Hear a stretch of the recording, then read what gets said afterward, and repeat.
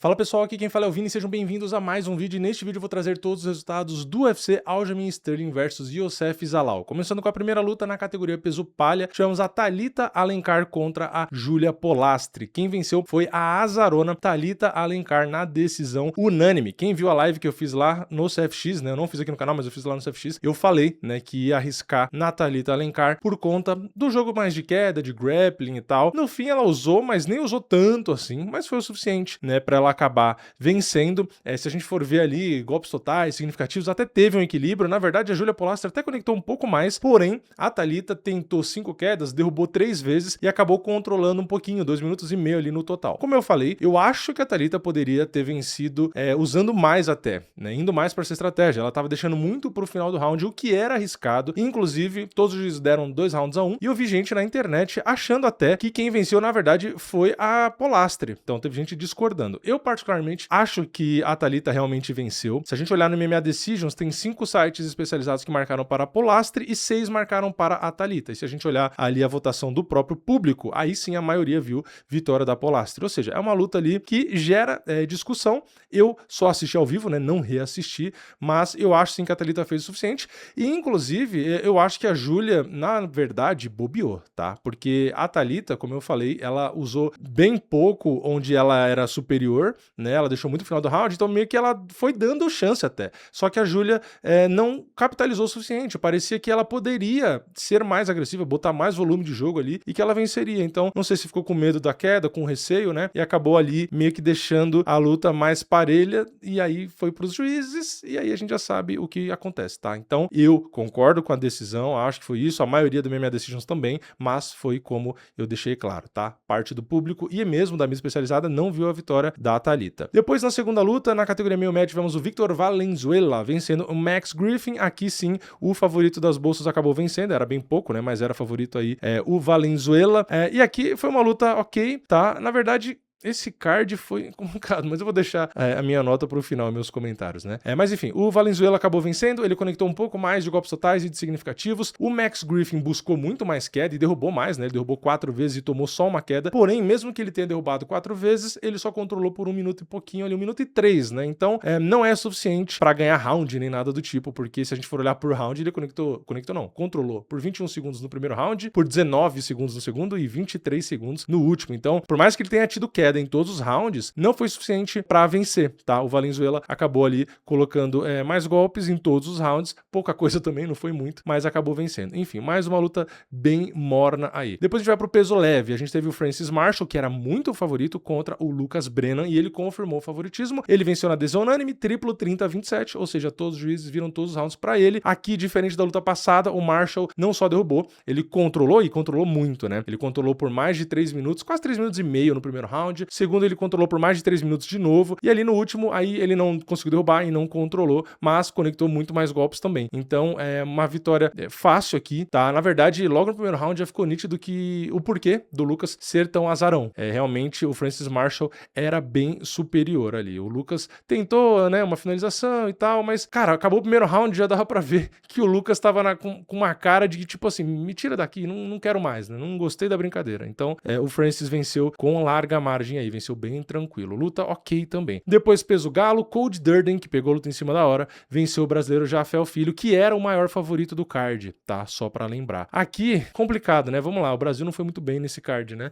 A gente teve o Jafel, que tem muitas vitórias por finalização, tendo dificuldade pra variar, como eu falei em vídeo recente, né? Contra um wrestler, né? Não é a primeira vez. É uma coisa que eu repito, toda vez que a gente tem, falei isso na luta durinha, né? Um brasileiro muito bom de jiu-jitsu, que pega um cara que é bom de wrestling, a gente tem dificuldade. Então, o Jafel até conseguiu derrubar, tá? Ele derrubou 2 vezes, porém, ele tomou 5, né, quedas. E ali no chão, apesar dele ter movimentos, né, ter transições boas, o Durden, por ser o wrestler, ele tem um bom controle por cima, né? Ele se defende razoavelmente bem, então mesmo o Jafel sendo muito bom de jiu-jitsu, o Jafel não conseguia encontrar oportunidade para finalizar. Tanto é que em tentativas de finalização, a gente tem uma oficialmente registrada para o Cody Durden e não tem nenhuma para o Jafel. Então, o Jafel acabou também aceitando algumas partes ali de trocação, onde ele realmente ia em alguns momentos bem, mas o Cody Durden jogava umas mãozadas ali também que conectava, tá? Então ele acabou, talvez até, se for considerar o quanto que levou de risco cada um, talvez o Cody Durden levou até mais risco ali, né? Porque ele tem a mão pesada. Então, basicamente, o Cody Durden conectou 36 golpes totais no primeiro round, tomou só 9. Se for ver no significativo, conectou 11, tomou só 3. No segundo round, ele conectou mais também, tanto total quanto significativo. E o terceiro round, ele conectou mais totais e tomou, na verdade, ele conectou mais totais e tomou mais, no caso dos significativos, tá? Só para ilustrar, já que eu me embananei para falar, ele conectou 8 significativos, o Durden tomou 12. Só que nos totais ele conectou 34 e tomou 24. Só que isso não importa, porque ele controlou por 3 minutos e 17. Então, assim, o Jafel, na minha opinião, não só precisava vencer essa luta, porque o Cody Durden vinha numa fase horrorosa, como eu falei no vídeo pré-evento, como ele vinha nas últimas 2 lutas, né? Ele tinha ganhado a última, mas tinha perdido do Alan Nascimento. Então, assim, é um cara que, beleza, pegou luta em cima da hora, isso atrapalha, só que o Durden também pegou luta em cima da hora. Então, assim, era pro Jafel não só vencer, mas era pra vencer bem, que era a expectativa das bolsas, né? Mais de 80%, maior favorito do card. Então, se ele vencesse apertado, já não ia ser tão legal. E ele ainda perdeu, tá? Então, eu acho um resultado bem ruim pra ele. Obviamente, não vai acontecer nada, né? De, ser mandado embora, nada disso. Obviamente que não, isso não existe. Mas, realmente, não era uma luta, na minha opinião, pra ele perder. O Cody Durden é um lutador duro, mas é o que eu tô falando. É fase. E ainda mais o jogo do Jafel, né? Tem um bom jiu-jitsu. Pode ter dificuldade com o wrestler, mas não acho que era pra ele perder, não. Mas, vamos pra próxima. Peso galo, tivemos a Michelle Montaguil, que era bem favorita, confirmando o grande favoritismo contra a Maíra Bueno Silva. Chitara, a Montaguil começou ali, logo acho que com 6 ou 7 segundos, aplicando uma belíssima queda. Ela conseguiu controlar por mais de 10 minutos em uma luta de 15. Trocou alguns golpes ali. A Chitara teve um lapso ali de agressividade, de colocar bons golpes, e aí a Michelle ficou um pouquinho assustada, um pouquinho perdida, mas foi só isso. Tá? Foi só esse lapso ali na trocação e um lapso outro ali também na luta agarrada, onde ela conseguiu dar uma invertida e tal, conseguiu buscar uma tentativa de finalização, que eu acho que foi no segundo round, mas no geral deu pra ver que tava longe ali, tá? Tanto é que um juiz, na verdade, marcou 30-27 e 2 marcaram 2 rounds a 1. Então, a Chitara até tentou, né? Teve um pouco, sim, de senso de urgência ali, mas é aquilo que eu falo toda hora, a fase realmente da Chitara não é boa e a Michelle tava muito forte fisicamente, enfim, tava bem ali também, mesmo, também é boa na luta agarrada, mas a Chitara, teoricamente, tem, né, a maior ferramenta dela ali, mas ainda assim, a Chitara não conseguiu desenvolver muito, né? E o bizarro é que, assim, se a gente for ver golpes significativos no primeiro round, o domínio foi tão grande que foram 0 conectados pela Chitara, tá? O controle da Montaguil foi de 4 minutos e 56, ou seja, só por 4 segundos ela não estava no controle. Então foi um round de massacre no primeiro, no segundo já foi um pouco menos ali, foram 2 minutos, mas no terceiro já foram 3 minutos de novo. Então é isso, tá? A Chitara continua na má fase, mesmo sendo a luta agarrada e tal, ela foi completamente dominada. Depois a gente vai pro peso médio, o Jackson McKeevy, que era favorito, venceu o Cedrix Dumas por finalização no primeiro round com 2 minutos e 14. Aqui o Cedrix Dumas não conseguiu fazer muita coisa, né? Ficou meio que preso ali na grade, acabou tomando alguns golpes duros e ali sofreu o controle, né? Mais de 2 minutos de controle e acabou depois aí sendo ainda finalizado. Então, os dois que precisavam vencer, porque não estão em boa fase, e o Dumas que se afundou e se lascou nessa, né? Porque o Jackson McKeevy não só venceu, como venceu muito bem, né? Finalizar em 2 minutos dá um baita respiro pra ele. Então, aqui eu gostei, né, da performance do Jackson McKeevy, porque ele foi bem ali na trocação, foi pra cima com tudo, tá? Então já quis mostrar que queria luta, queria mostrar serviço e tal, pra apagar o retrospecto recente. E ali na trocação foi bem, depois ainda foi oportunista, foi inteligente, deu bote na finalização, então foi muito bem. Quem se lascou foi o Cedrix Dumas, né? Porque perdeu mais uma e de maneira ali realmente bem contundente. Depois, na mesma categoria, no peso médio, o Eric Mecônico, que era azarão, venceu o brasileiro Rodolfo Vieira por decisão. Aqui foi complicado, né? O Rodolfo teve ali um knockdown registrado pra ele, teve 4 quedas de 15 que ele tentou, teve mais de 6 minutos de controle, mas ainda assim não foi suficiente, tá? Ele acabou tomando muitos golpes ali na trocação e muitos golpes duros, né? Então é aquilo, por mais que às vezes a gente olhe aqui nas estatísticas e fale, porra, mas como assim o Rodolfo perdeu, né? Porque, deu knockdown, conectou um monte de golpe, controlou bastante, blá, blá, blá, blá. Só que a luta é pontuada round a round, né? Então, o primeiro round, o Rodolfo venceu, controlou por mais de 3 minutos, minutos, deu 4 quedas, conectou bastante golpe e tal, beleza, né? Só que o segundo e o terceiro já complicou. Por quê? Ele não derrubou em nenhum dos dois, tá? Ele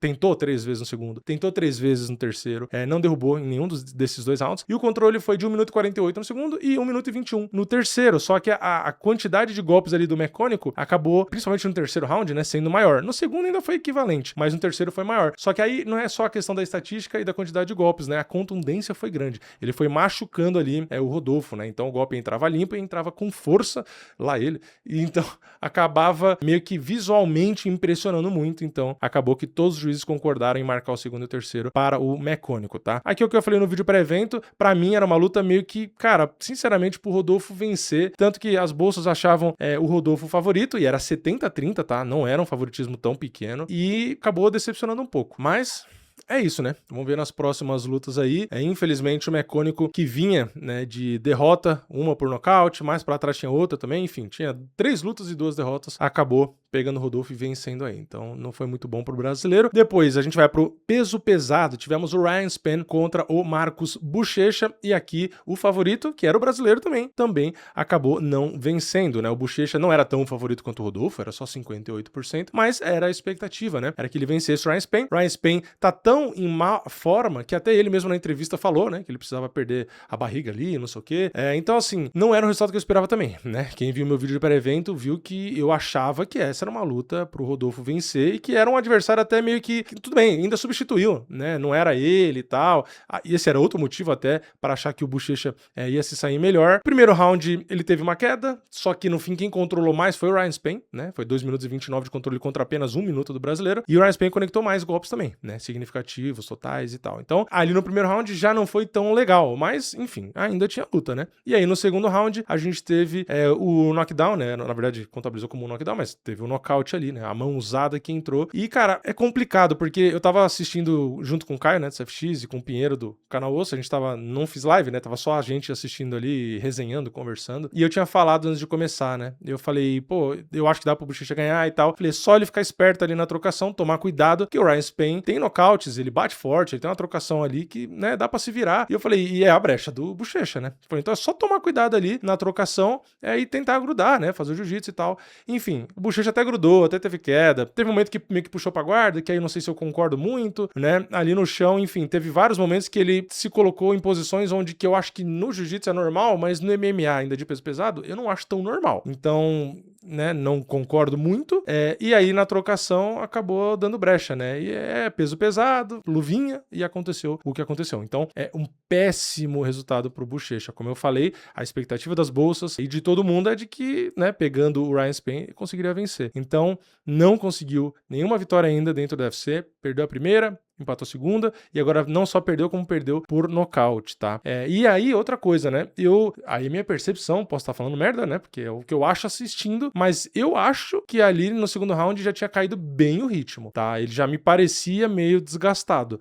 Não sei, né? O Ryan Spann também, porque os dois fizeram força, na verdade, tá? Também tem que ser justo. Mas eu não sei se necessariamente a questão do gás foi resolvida. Não sei. Aí a gente vai ter que esperar uma próxima oportunidade. Mas enfim, o Ryan Spann, de novo, não é um nome que eu acho muito forte. Então, pra mim é um pouco decepcionante aí. Infelizmente, o resultado não veio. Depois, no peso galo, tivemos o Raoni Barcelos contra o Montel Jackson. Aqui, o Azarão venceu, mas dessa vez não era o brasileiro que era favorito, né? Porque nas últimas duas, os favoritos perderam, e aqui deu zebra, mas pelo menos o brasileiro que era a zebra, né? O Raoni conseguiu vencer ali na decisão unânime, triplo 29-28, ou seja, ele venceu 2 rounds pra todo mundo. E aqui, o brasileiro conseguiu usar o wrestling, né? Um dos poucos brasileiros que consegue usar tanto, né? O wrestling. Ele tentou 18 quedas, não é um cara novo, né, mas ainda assim tem gás pra isso, então ele tentou 18, derrubou 6, controlou por 7 minutos e 45 no total. Então, por mais que ele tenha tomado knockdown e tenha tomado muito mais golpes, tanto significativos quanto totais, graças ao grappling, ele conseguiu ganhar a luta. Então,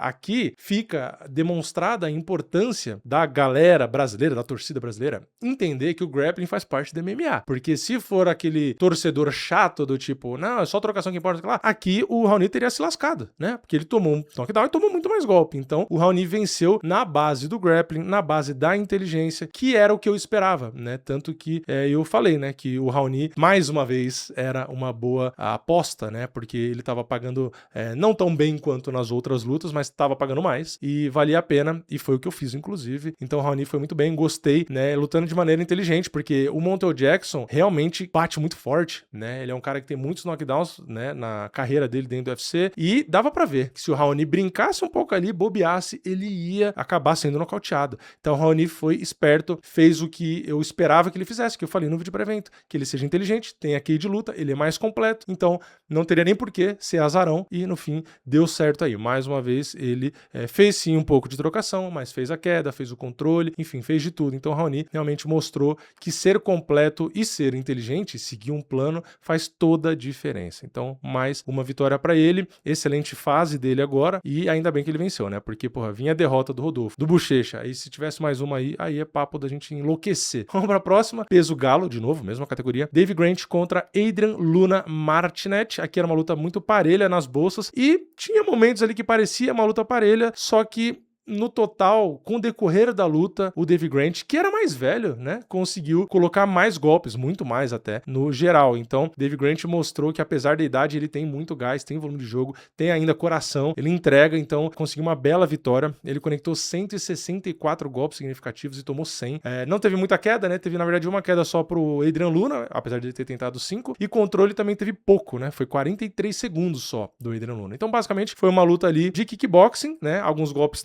também no clinch, mas no geral é realmente uma luta mais de trocação só, né? A gente não teve aqui uma mistura como foi a luta passada. Uma luta legal e realmente gostei. Eu achava que o Adrian Luna, por ser mais jovem e tal, e ter mais esse estilo de doideira, de volume de jogo, de trocação, tal, que ele ia conseguir, às vezes, cansar o Dave Grant, né? Porque é mais velho, e acabar conseguindo a vitória, mas sem chance. Tá? Aqui o Dave Grant, na verdade, até logo ali no primeiro round, assim, já dava pra ver que o Adrian Luna ia sofrer, né? Porque o Dave Grant tava botando volume, andando pra frente, enfim. O Adrian Luna é um bom lutador, mas talvez realmente a diferença ali de quantidade de lutas, de experiência dentro do UFC, já que o Adrian Luna fez a estreia dele, pode ter pesado um pouco. Então, gostei da luta com mais golpes conectados de todas, né, do card. Depois a gente vai pro peso leve, o Rafa Garcia enfrentou o Alexander Hernandes. Aqui era uma das lutas mais equilibradas também, né? Essa e a passada, né? Aliás, vendo aqui, o Dave Grant, que é a luta passada, tinha 54% de favoritismo, e nessa o Hernandes tinha 53%, então praticamente igual, só que aqui deu o azarão. Aqui o Rafa Garcia aqui venceu na adesão unânime e venceu muito bem. Eu achava que o Hernandes venceria a luta, os dois estavam numa fase boa, né?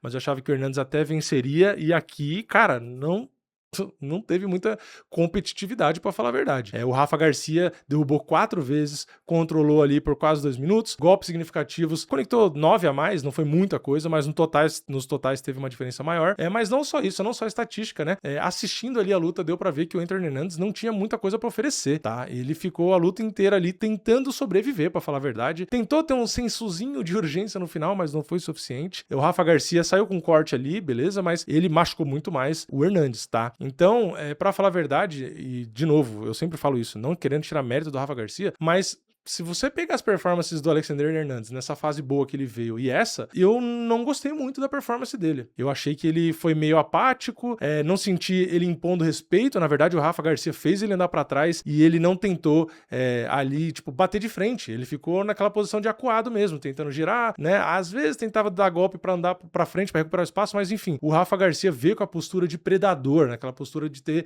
vontade de fazer a luta ali. Então, o Hernandes ficou meio que no mesmo joguinho, sem ser efetivo, e continuou até a luta acabar e ele perder a luta. Então, eu gostei muito da postura do Rafa Garcia e não gostei nada da postura do Alexander Hernandes, tá? Não sei se ele teve algum problema em camp e tal, mas se teve também, pouco importa pra gente. Ele aceitou a luta, azar é dele, né? De sempre.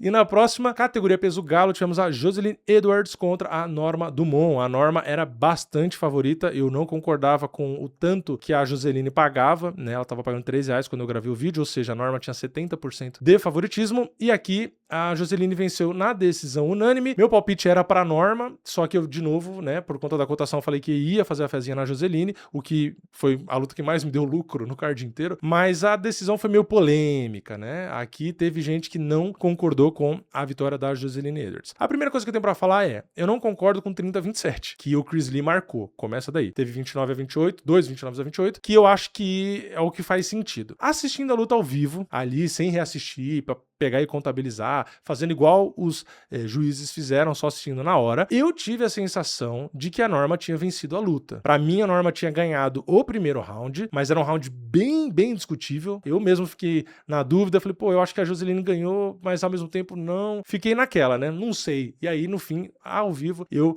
falei, acabei marcando pra Norma, mas fiquei em cima do muro ali. Depois, no segundo, aí eu vi uma vitória um pouco mais clara ali pra Joseline Edwards, ó, pra Norma, tá? Eu acho que a Norma tinha ido melhor nesse segundo round. E o terceiro round eu vi bem claro para a Joseline Edwards. Até, na verdade, se a gente olhar estatística ali, é bem mais claro, tá? Ela conectou muito mais golpes. Então, eu acho que o terceiro round é o menos discutível ali. O segundo, eu ainda acho que foi pra Norma. Então, na verdade, pra mim, a treta seria o primeiro round, né?